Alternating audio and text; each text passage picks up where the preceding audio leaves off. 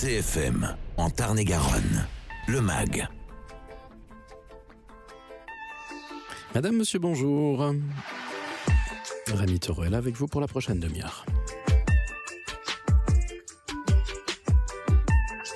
Une demi-heure consacrée au dojo du mouvement, à l'association Mouvement et Fluidité, à Frédéric Voll, qui vient nous présenter sa première conférence de l'année, une conférence sur la méditation.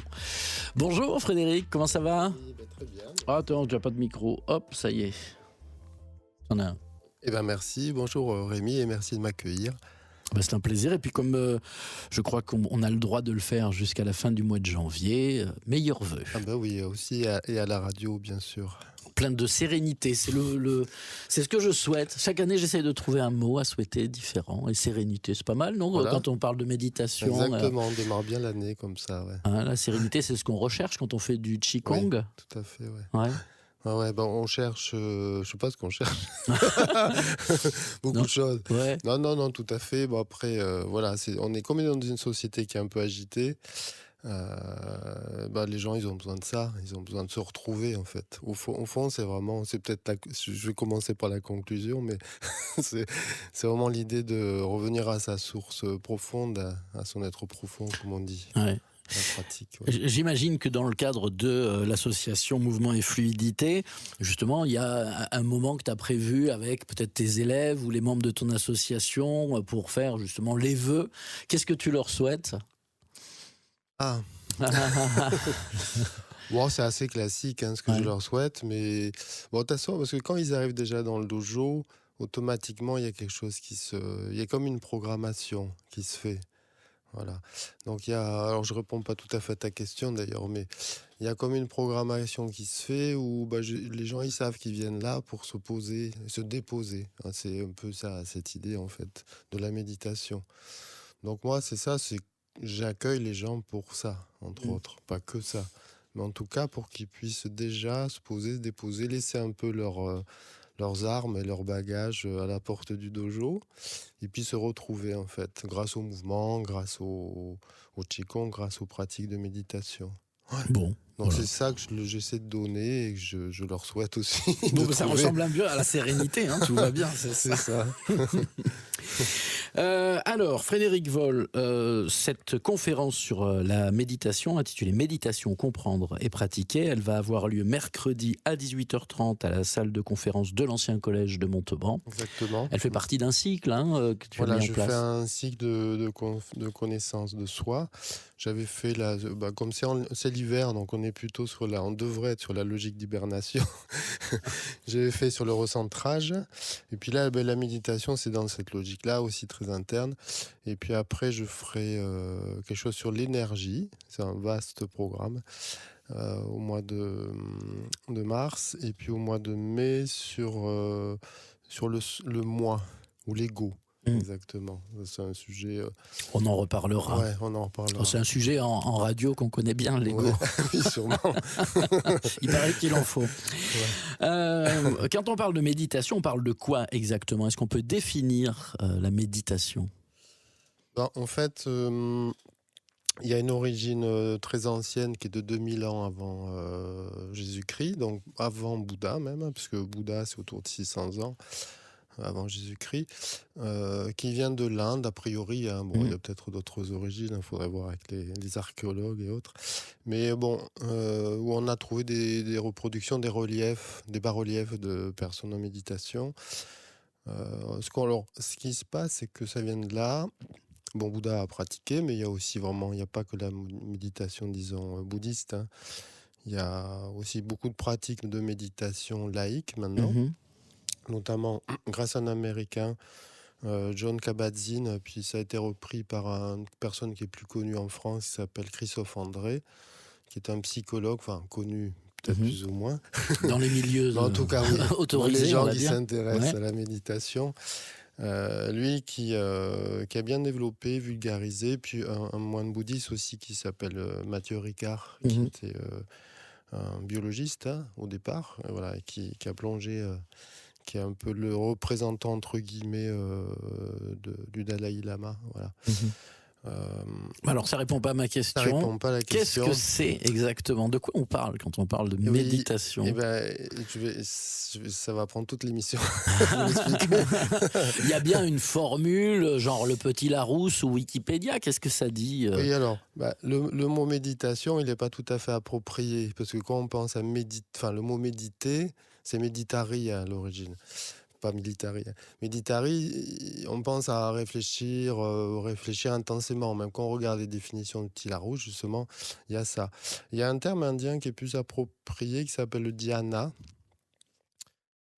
qui correspond plus à ça, où on est plus sur l'idée de se poser, d'être dans la présence, dans la conscience, mais c'est pas forcément, enfin ça peut l'être, mais c'est pas réfléchir, hein, c'est pas comme le penseur de Rodin qui a la main, voilà, qui a la tête posée sur la main, puis qui cogite. On serait peut-être plutôt même sur l'inverse, en fait. Mais dans les définitions, justement, dans le Larousse, justement, Ouais. ça tombe bien que tu parles du Larousse, et on parle de contemplation. Mm. Ouais. Et donc, du coup, on se rapprocherait plutôt de ce terme-là. On Bon, est un peu spectateur de tout ce qui se passe dans notre tête et autour de nous Oui, quand c'est ça. quand on médite. Alors, en fait, parce que, comment dire, on a, dans nos modes de perception, on est dans une société où on est beaucoup, notre perception centrale, c'est là plutôt le mental, l'analyse, la raison, voilà. Mais en réalité, on a plein d'autres modes de perception de relation au monde, que ce soit les sensations, les émotions, évidemment. Donc, on a il y a la dimension énergétique. Bon, moi, je connais bien avec le Qigong, qui n'est pas très connu, exploité, mais on le sent bien. Est-ce que j'ai de l'énergie ou pas aujourd'hui? Est-ce que je suis en forme ou pas? Comment je me sens? Donc, on a plein de perceptions différentes, mais c'est la perception mentale qui domine dans notre société. En fait, avec la méditation, on va plutôt essayer de faire en sorte que le mental, il se dépose. C'est un peu ça la définition. Il fait partie de nous, hein, donc il n'y a pas à rejeter le mental.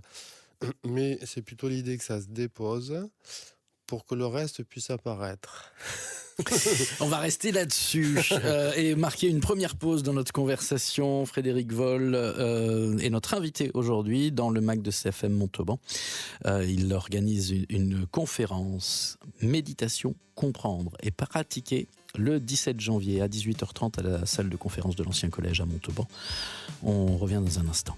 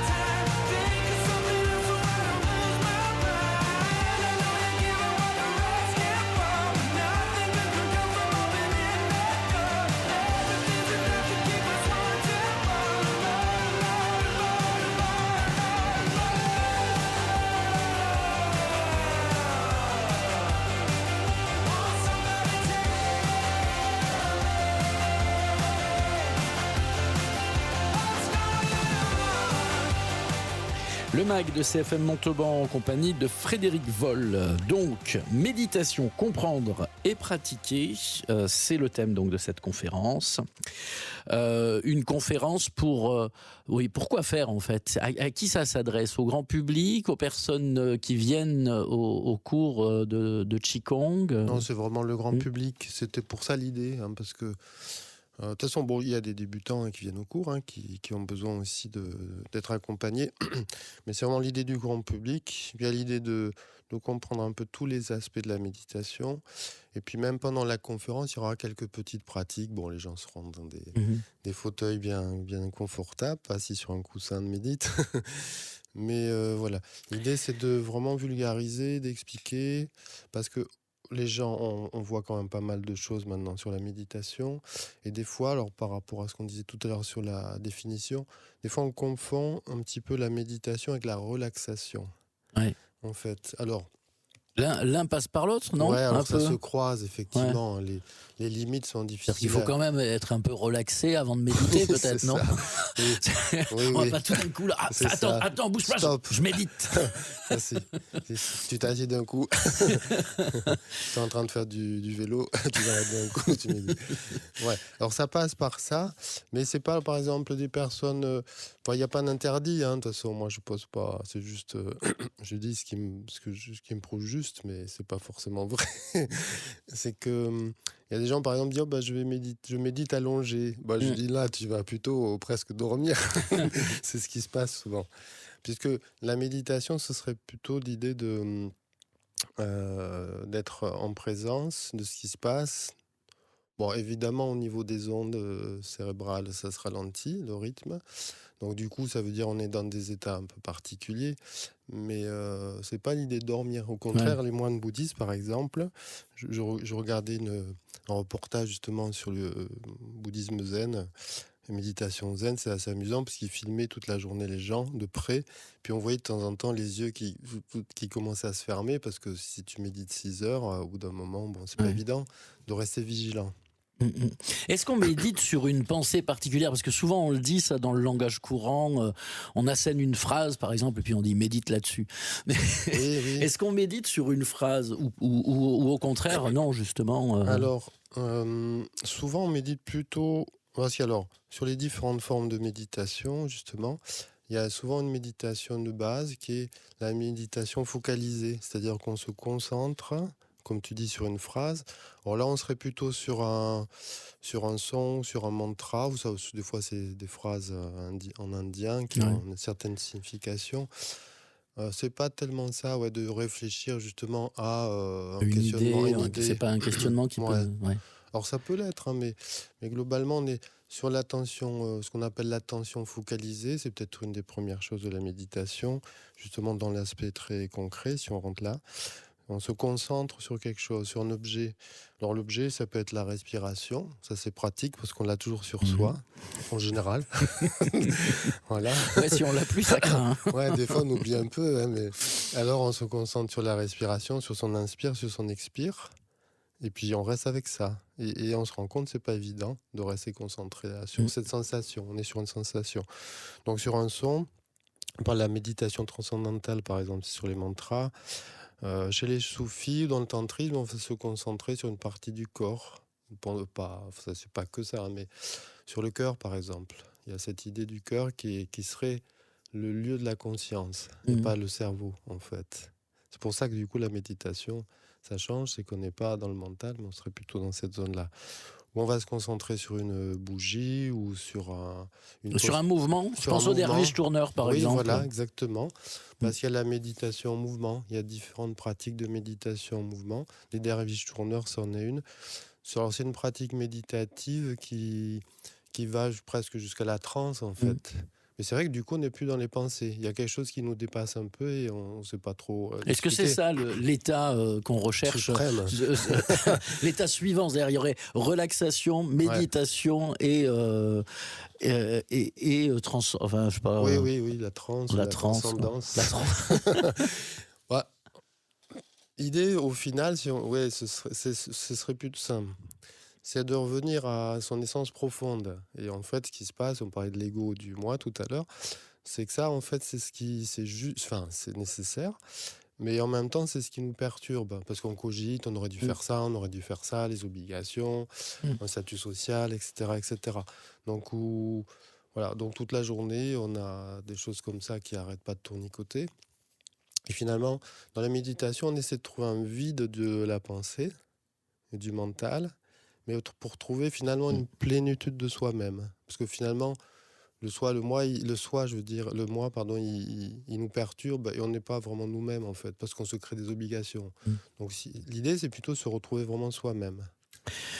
On est en train de parler de méditation avec Frédéric Voll du Dojo du Mouvement à Montauban qui organise une conférence le mercredi 17 janvier à l'Ancien Collège. On continue d'en parler dans un instant.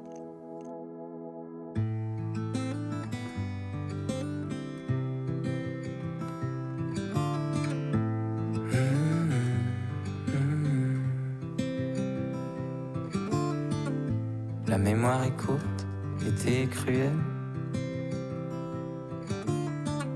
Et les filles sont belles, et les filles sont belles. Notre histoire est longue, mais la nuit est nouvelle. Et les filles sont belles, et les filles sont belles. Qu'est-ce que ça veut dire d'être ensemble si on n'est pas ensemble? Est-ce que ça suffit de rassembler nos souvenirs? Qu'est-ce que ça veut dire d'être ensemble si on n'est pas ensemble? Est-ce que ça suffit de s'attendre? Je voudrais partir maintenant, te retrouver, tu me manques tellement.